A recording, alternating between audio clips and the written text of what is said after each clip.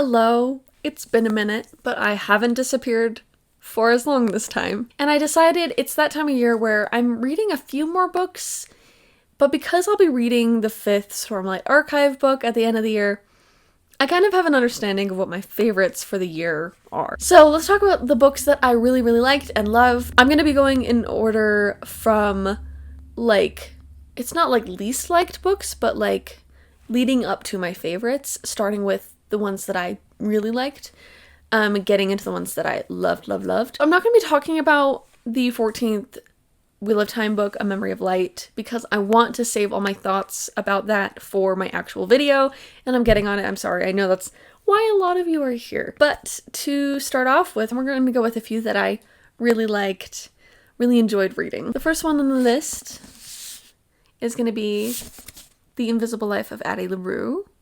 This was very good. I've been putting this off. I bought this book forever ago, this edition. It's blue.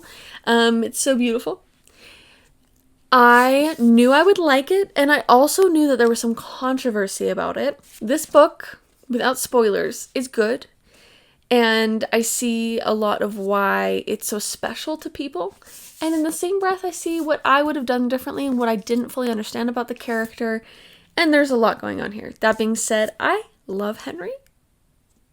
And I relate to Henry in a lot of ways. It takes place across several centuries. It's very beautifully written. This is the only V.E. Schwab book I've read, and I really loved her writing. Makes me want to read more. I also read Amelia Wilde's Encyclopedia of Fairies. This book is beautiful, and this particular copy for some reason smells good, and it's got the little edges. I like this book. I love that I'm talking about the physical features. It's a sensory thing, folks.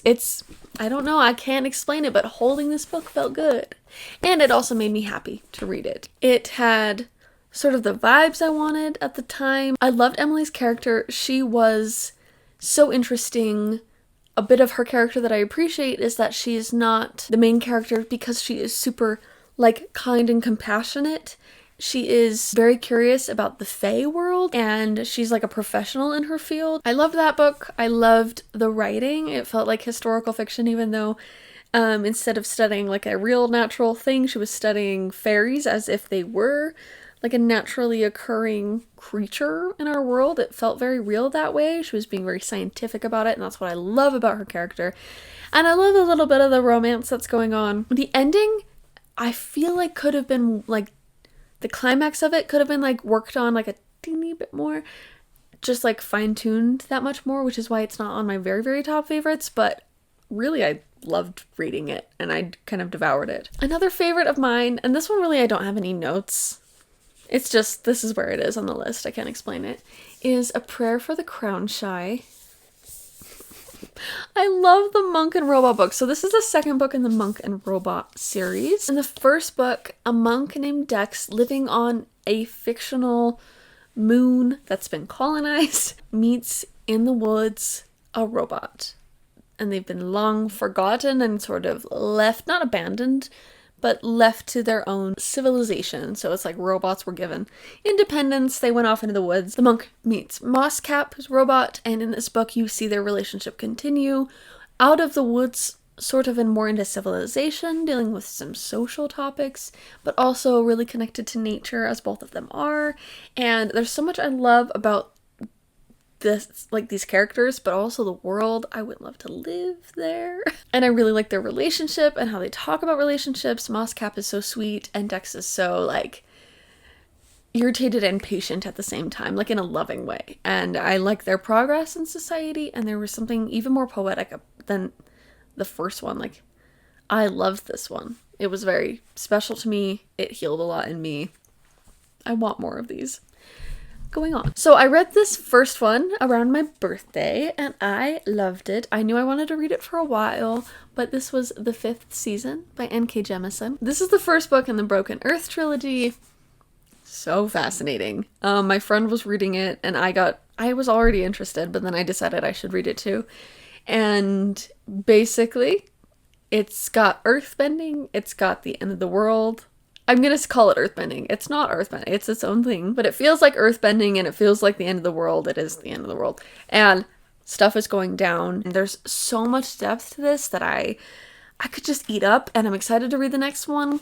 But I was waiting to jump into more series until I finished up a few other books that people wanted me to read or read with me, and I'm so excited to continue. It was so beautifully written and devastating, and there were twists and turns. And the world building, I was like, I could live here. Not like I want to, but like I can taste it. It's tangible, which I think is important and done so well by N.K. Jemisin that I want to keep reading. A book that I read with my mom because I love reading, like buddy reading with my mom, is The Humans by Matt Haig. So this is my first exposure to his writing. There's so much I love about this, from the prime numbers, I know, to the human experience of an alien. It was fascinating. So I don't even know how to explain this. I just like think about it and I have so many thoughts. I know I liked a book, but I dog ear the pages and you're like, don't do that. It's my book. I bought it. Okay. But looking back at this like broke my heart in a lot of ways. It was so beautiful. And I love like an alien person learning about human life. I think it's always like funny to watch that happen, but it was also really beautiful to watch it happen. And in the end, I was like, oh, and it was good. It was so good also to read this. Like my sister read it, my mom read it, and we could all talk about it together. It was something very special about this one that made me feel connected to myself and to being a human in ways I really appreciated. And it was my first exposure to his writing, and I loved the humor behind it, and I'm gonna read more of his, most likely. The next book I got through Book of the Month, not sponsored, but I loved it, and I'm like, actually really like Book of the Month because of that, because I saw it, it looked interesting, and I hadn't heard of it, and probably wouldn't hear of it at least for a while otherwise, and that would be The Ministry of Time by Kayleigh Bradley. Ooh, I loved this book. It was a debut, first of all, and she did magnificently. So this book deals with time travel and romance and British government being involved in the time travel. And I loved the characters. I want more of them. I could almost use another book of this.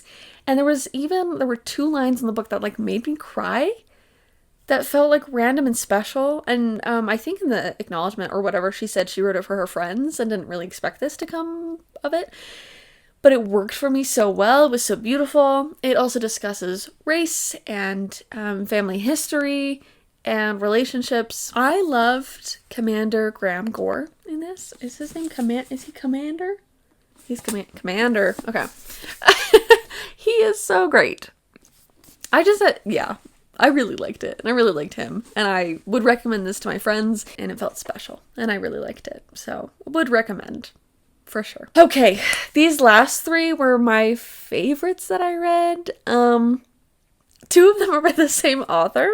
I read one of hers, and then her other one came out. It was a whole thing. So this is in order of, like, we're going 3, 2, 1, right? The last one I talk about is my favorite of the year.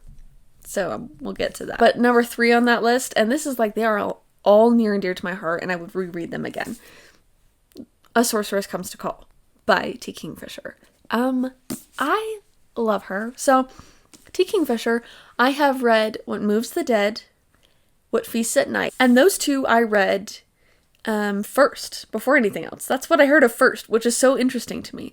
Loved those books. I love the Sworn Soldier series so far. It's great, and I want more. Her horror writing is so good, and this is like fantasy horror. I would say the fantasy kind of comes first. It feels also like historical fiction in a way. It is about a young woman who is dealing with her mother being a sorceress, using her powers against her daughter, and her mother is trying to weasel her way into this family's life so she can, marry for power, for money, as she does. But this young girl knows that doesn't, like, it's not always a good thing when mom does that. Mom can be dangerous. Cordelia is the main character. She's 14. What I loved is that she's not the only POV character. The other one would be a woman named Hester. So Cordelia's mother is trying to marry this man, and this man has a sister who is middle-aged and talking about how her knees hurt all the time and just how tired she is of, like, basically she's constantly like, I'm too old for this crap. But she also has such good humor and a good heart and her own romance going on. And Cordelia is just trying to figure out how to protect these people from her mom in a way, like how to deal with this. I love this book. My mom and I wanted to read it for so long, so it's sort of a Goose Girl retelling, and there's horror elements that I thought were handled so incredibly well, and the more I'm thinking about it, the more I just want to reread it. I loved this book. I would recommend this book. I would recommend T. Kingfisher. Like, one of the biggest things people talk about is that she writes humor so well without taking away the heart of it. It's like when you meet someone and you can tell they're a safe person, kind of based on the kind humor they approach the world with. That's Hester in this book, and that's the author in general. I just love how she handles that, and I would recommend any of her books, even the ones I haven't read yet, because I'm going to be reading more and rereading these. Like, I would reread this in a heartbeat. So I love this book. A Sorceress Comes to Call. T. Kingfisher. Read it. Okay, folks. All right, okay. Number 2, and I made a video about this one, so y'all know that I love it. That would be Gideon the Ninth. So this is number 1 in the Locktombed series.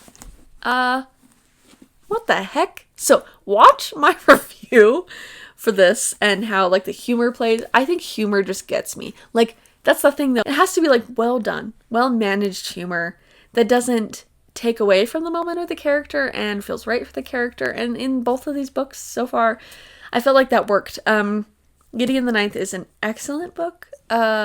So well written. And if you want more of my thoughts, please go see my video. I will link it at the end of this video. If you're wondering what it's about, it's basically I don't know, but necromancers in space, a haunted house, crude humor, and lesbians, probably, is the other thing I would say. The lesbians are definitely a fan of this one, but it's for everyone. That's the thing. It's like, it's so well written, and there is some, like, darkness and horror to it that I think is fascinating. And the world building and the magic system is so enthralling. The necromancers, it's like they have different branches of how they do necromancy. And so if you're like, but I'm not a lesbian, neither am I, bro. And it's very good. And I loved it. Now to my favorite book of the year, and probably one of my favorite books of all time. Like, I'm telling you, like, top 5. I loved it so much. And I don't have the physical copy with me because I lent it to my mom because I want her to read it and because she loved this other book. So I assume she will love the one I'm about to talk about. And that would be Nettle and Bone. I don't have it. I want to hold it up and I want to be like, look at this book. But it was so good. I loved Nettle and Bone. So that was the other book by T. Kingfisher that I read this year. The whole time I read the book, it just felt like a hug for me. It felt like, hey, Melanie, I wrote a book for you. Read it. And I was like, thank you. Nettle and Bone. And I've heard people talk about it, but I don't know. It's like, sometimes a book just misses you for a second. And I bought it in a bookstore in Jackson Hole, an independent bookstore. And I was like, you know what? I'll grab Nettle and Bone. And I read it and I was like, oh, haven't I read this yet?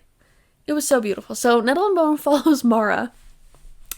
Is that how you say her name? Now I'm like, oh. And she is a princess, sort of living as, kind of like as a nun. And her sisters have been married off to a man who is not the safest person to be married to. And out of concern for one of her sisters, she decides it is in her hands to save her from this dangerous situation. And so simple. The heart of it is so deep and beautiful, just like A Sorceress Comes to Call. Like, there is such care and sincerity. That's the thing. There's sincerity to it. And then there's humor. And then there is just a cast of characters. And I love each and every one of them. I just want to read the book again. Like, I could read it right now. I want everyone to read it. But I don't want them to tell me that they don't like it. It's okay if you don't like it. But if you love dogs, if you love chickens, if you like handsome man, if you like, oh no, if you like funny witch, if you like weird black market magic world, read it. If you don't like teeth stuff, I'm kidding. I'll cut that out. Please read the book. this character was it was also good, and it meant so much to me. And I will read this like to my daughters that I hope I one day have. You know? That's the kind of book that this was. So, highly recommend you guys check this one out. It is very interesting, very well written, very beautiful. And the characters are so intelligent and capable and wonderful, and I would die for them.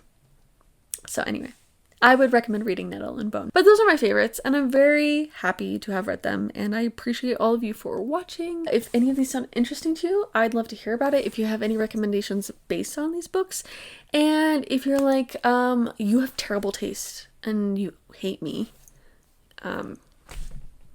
that's really too bad.